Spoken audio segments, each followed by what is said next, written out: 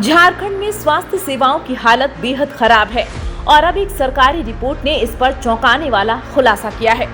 दवाओं की भारी कमी, कोविड फंड में घोटाला, मातृत्व लाभ योजना में गड़बड़ी और निजी अस्पतालों की मनमानी, यह सब किसी अफवाह का हिस्सा नहीं बल्कि कैग रिपोर्ट का खुलासा है।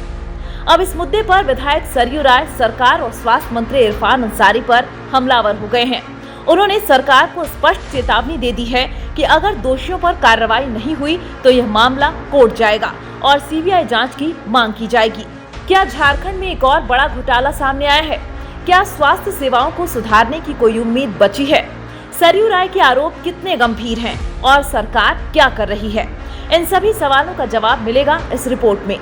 कैग की रिपोर्ट ने झारखंड स्वास्थ्य विभाग में बड़े पैमाने पर भ्रष्टाचार को उजागर किया है। सरकारी अस्पतालों में जरूरी दवाएं उपलब्ध नहीं हैं, मरीजों को इलाज के लिए भटकना पड़ रहा है और निजी अस्पतालों की लूट खसोट जारी है। सबसे चौंकाने वाली बात यह है कि केंद्र सरकार ने कोविड-19 के लिए 756.42 करोड़ रुपए दिए, लेकिन झारखंड सरकार ने सिर्फ 137 करोड़ रुपए खर्च किए। तो आखिर बाकी पैसे कहां गए? क्या इसी वजह से अस्पतालों में बुनियादी सुविधाएं पूरी नहीं हुई? क्या यही कारण है कि मरीजों को ऑक्सीजन प्लांट और RT-PCR लैब की कमी झेलनी पड़ी? क्या यह भ्रष्टाचार का सबसे बड़ा उदाहरण नहीं है? कैग की रिपोर्ट में मातृत्व लाभ योजना में भी घोटाले का जिक्र किया गया है। बोकारो और धनबाद जैसे जिलों में एक ही महिला को 4 महीने में 2 बार लाभ दिया गया, यानी सरकारी योजना का पैसा सही लोगों को नहीं बल्कि गड़बड़ी करने वालों की जेब में गया। आयुष्मान भारत योजना को लेकर भी गंभीर आरोप लगे हैं। इस योजना का फायदा केवल बड़े कॉरपोरेट अस्पतालों को दिया गया। ग्रामीण इलाकों के अस्पताल इस योजना से वंचित रहे। गरीब मरीजों को मुफ्त इलाज की सुविधा नहीं मिली, जिससे उन्हें महंगे निजी अस्पतालों में जाना पड़ा। तो क्या सरकार जानबूझकर निजी अस्पतालों को फायदा पहुंचा रही है? विधायक सरयू राय ने इस घोटाले को चारा घोटाले की तरह बड़ा स्कैम बताया है। उन्होंने कहा कि अगर दोषियों पर जल्द कार्रवाई नहीं हुई तो मामला कोर्ट में जाएगा और सीबीआई जांच की मांग उठेगी।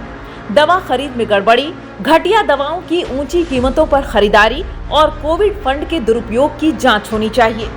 स्वास्थ्य मंत्री इरफान अंसारी इन अनियमितताओं पर पर्दा डालने की कोशिश कर रहे हैं। झारखंड में स्वास्थ्य सेवाओं का हाल इतना खराब है कि सरकारी अस्पतालों में दवाओं की भारी कमी हो गई है। ऑक्सीजन प्लांट और RT-PCR लैब अधूरे रह गए हैं। मरीजों को निजी अस्पतालों में मजबूरन महंगे इलाज का खर्च उठाना पड़ रहा है। क्या आम जनता की तकलीफों की सरकार को कोई परवाह नहीं? स्वास्थ्य मंत्री इरफान अंसारी ने इन आरोपों को झूठा बताया है, लेकिन सवाल उठता है कि अगर सब कुछ ठीक है तो सरकारी अस्पतालों में दवाएं क्यों नहीं हैं? अगर फंड का सही इस्तेमाल हुआ तो RT-PCR लैब और ऑक्सीजन प्लांट अधूरे क्यों रह गए? अगर आयुष्मान भारत योजना सही तरीके से लागू हुई तो ग्रामीण इलाकों के अस्पताल इससे वंचित क्यों रहे? क्या सरकार वास्तव में इस घोटाले को छिपाने की कोशिश कर रही है? झारखंड में स्वास्थ्य सेवाओं का बुरा हाल है और भ्रष्टाचार इस व्यवस्था को खोखला कर रहा है। अब यह देखना दिलचस्प होगा कि क्या सरकार इस पर कोई ठोस कार्रवाई करेगी। क्या सरयू राय की चेतावनी के बाद सरकार घोटाले की जांच करवाएगी? क्या यह मामला कोर्ट तक जाएगा और सीबीआई जांच की मांग उठेगी? आपको क्या लगता है, क्या झारखंड में स्वास्थ्य विभाग में घोटाला हुआ है?